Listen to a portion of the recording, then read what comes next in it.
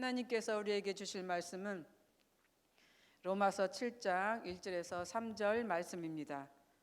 로마서 7장 1절에서 3절 말씀 봉독하겠습니다.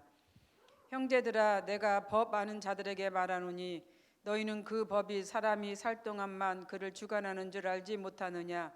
남편이 있는 여인이 그 남편 생기내는 법으로 그에게 매인 바 되나 만일 그 남편이 죽으면 남편의 법에서 벗어나느니라. 그러므로 만일 그 남편 생전에 다른 남자에게 가면 음녀라.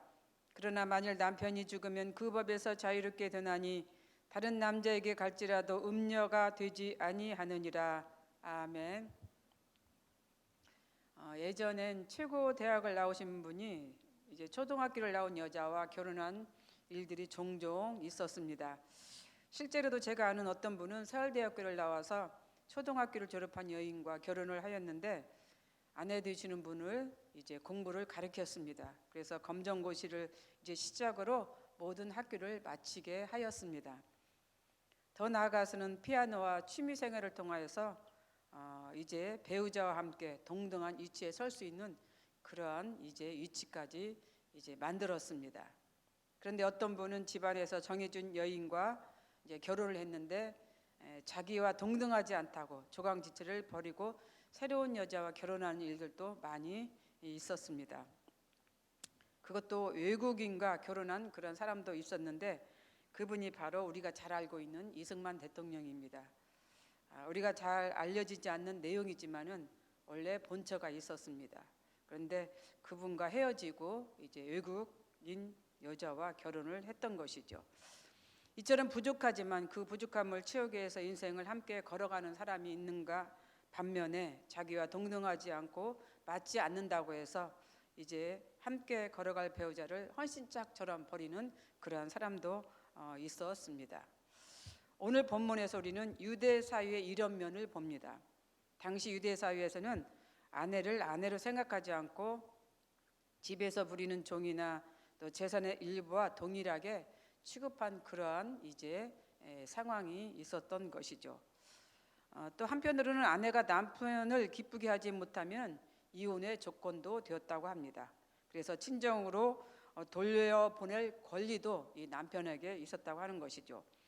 마음에 맞으면 데리고 살았고 마음에 맞지 않으면 버릴 이제 권리가 이 남편에게 있었습니다. 이러한 법이 유대 법에 있었다라고 하는 그런 것이죠. 이런 내용이 성경에는 없지만은 토라에는 있었다고 합니다. 결혼이 법적인 구속력을 발휘하여 아내를 남편의 소유물로 만들어서 재산의 일부로 취급할 뿐만 아니라 종으로 살도록 했던 것입니다. 그래서 당시 이제 여인들은 남편에게서 해방이 되려면은 남편이 어떻게 해야 됩니까? 죽어야만 했습니다. 그렇게 됐을 때 여자는 자유롭고 해방을 맞이할 수가 있었던 것이죠. 남편이 이제 죽었다고 하면은 이제 남편의 그 법적인 그늘에서 벗어나게 되어서 다른 이제 사람에게도 결혼할 수가 있었던 것입니다. 유대 사회에서는 당시 그러한 법이 있었던 것이죠. 오늘 바울 사도가 본문에서 말씀하고자 한 의미가 이런 내용입니다. 성도와 율법의 관계를, 이 혼인 관계를 이제 비유로 들어서 얘기하고 있는 것이죠. 즉 결혼한 여인이 남편이 살아있을 동안에는 법적으로 매여 있어 자유롭게 이제 생활하지 못하지만은 남편이 죽은 후에는 법의 구속에서 해방되어서 다른 곳으로 자유롭게 살아갈 수도 있고 시집을 갈 수 있다라고 하는 그런 것입니다. 바울이 로마서를 기록할 당시에는 로마 교회에는 두 부류의 종류가 있었다고 합니다.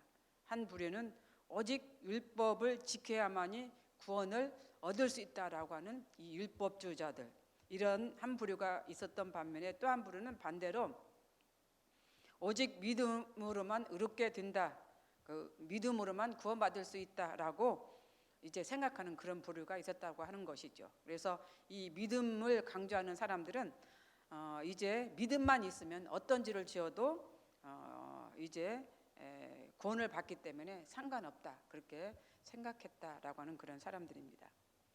그런데 여기에서 오늘 바울 사도가 이 로마 교회에 이 편지를 쓰게 되었던 것은 믿음을 고집하는 그런 사람들을 향해서 이 편지를 쓴 것이 아니라 율법을 이제 고집하고 살아가는 이 사람들을 향해서 이렇게 바울이 편지를 썼던 것입니다.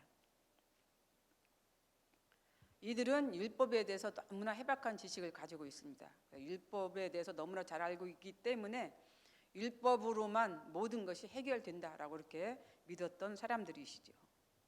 그래서 바울 사도는 그들에게 알려주기 위해서, 깨닫게 하기 위해서 그렇게 이 편지를 썼습니다. 그러나 율법은 사람이 살 동안만 효력이 있습니다. 사람이 죽으면 그 율법은 효력이 없습니다. 상대자가 없는데 어떻게 율법이 효력을 발휘할 수가 있겠습니까? 그래서 율법은 사람이 살 동안만 효력이 있고 사람이 죽으면 효력이 없습니다. 그래서 죄를 지었다고 하더라도 죄 지은 자가 죽었는데 어떻게 처벌을 할 수가 있고 어떻게 벌을 내릴 수가 있습니까? 그렇기 때문에 율법은 살아있을 때만 효력이 있는 것이죠. 이것을 우리가 믿는 사람들에게 적용을 한다면 그리스도를 믿는다고 하면서도 율법을 지키고 그것을 통해 의롭게 된다고 생각하는 사람들이 있다라고 하는 그런 것입니다. 우리는 예수 그리스도를 믿고 살아가는 사람입니다. 그런데 우리 믿는 사람들이 믿으면서도 자꾸 율법만 고집하면 어떻게 됩니까? 율법의 종이 되고 율법의 이제 죄의 노예가 된다라고 하는 그런 것이에요. 그래서 우리는 그리스도와 함께 더불어 죽었고 그리스도와 함께 더불어 살았습니다. 그리스도 안에서 우리는 살아야 되는 것이죠. 예수를 믿는 사람들은 이미 예수와 함께 죄에 대하여 죽었습니다. 그래서 우리는 이제는 율법의 지배에서 벗어나야 됩니다. 율법의 지배에서 벗어나서 은혜 아래 머물며 은혜 아래 살아야 되는 것이죠. 예수님의 죽음은 예수님께서 왜 죽었습니까? 우리 죄를 위해서 죽었잖아요. 그렇기 때문에 우리는 그 죄에서 해방되어야 된다라고 하는 그런 것입니다. 예수님의 죽음은 그분을 믿는 모든 사람들로 죄에 대해서 죽게 했기 때문에 우리는 그 죄에 대해서 자유함을 얻어야 됩니다. 율법의 모든 애속에서 벗어나야 된다라고 하는 그런 것이죠. 그래서 우리는 그리스도의 죽으심과 합하여 죽었기 때문에 이제 그리스도와 함께 대하여 다시 살아났습니다. 그 산자로서의 우리는 삶을 살아야 됩니다. 더 이상 율법의 정죄 아래 있지 않는 우리 모두가 되었으면 좋겠습니다. 그렇습니다. 주님은 우리를 율법으로부터 해방시켜 이제 주시려고 십자가에 못 박혀 죽으셨습니다. 우리 대신 죽으셨습니다. 우리도 그리스도의 몸으로 말미암아 율법에 대하여 이제 죽임을 당하였기 때문에 우리는 그리스도 십자가 안에서 다시 산자로서 그렇게 삶을 살아야 하는 것이죠. 얽매였던 모든 것에서 해방되는 우리가 되어야 합니다. 우리가 믿는 사람으로서 아직도 죄에 대해서 율법에 대해서 노예로 살아가는 이제 자들이 있습니까? 그런 이제 성도들이 있다라고 하면은 우리가 기도하면서 또 깨달으면서 죄에서 해방되고 죄에서 노임받는 그런 우리 성도들이 되었으면 좋겠습니다. 갈라디아서 2장 19절에서 이렇게 말씀하고 있습니다. 내가 율법으로 말미암아 율법을 향하여 죽었나니 이는 하나님을 향하여 살려 함이니라. 율법으로 말미암아 우리가 죽었으니 이제는 하나님을 향하여 살려 한다. 하나님을 향해서 살아가는 우리 모든 성도들이 되시기를 바랍니다. 기도하겠습니다. 거룩하시고 사랑이 많으신 하나님, 오늘 우리가 기억해야 할 것은 율법으로부터 자유입니다. 율법에서 자유함을 얻었는데도 불구하고 자꾸만 율법에 이제 얽매여 살고 있지 않는지 우리를 살펴보게 하여 주옵소서. 그래서 진리로 이제 자유함을 얻는 우리가 되게 하여 주시옵소서.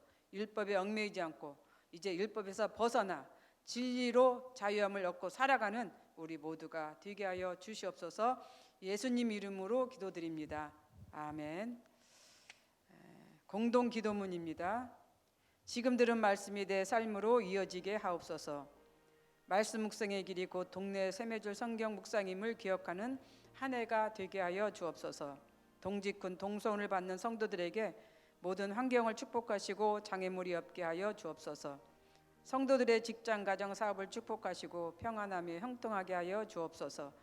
병원과 집에서 투병 중에 있는 환우들을 치료하시고 고쳐 주옵소서. 우리의 몸과 마음과 영혼이 주님께 더 가까이 가게 하여 주옵소서.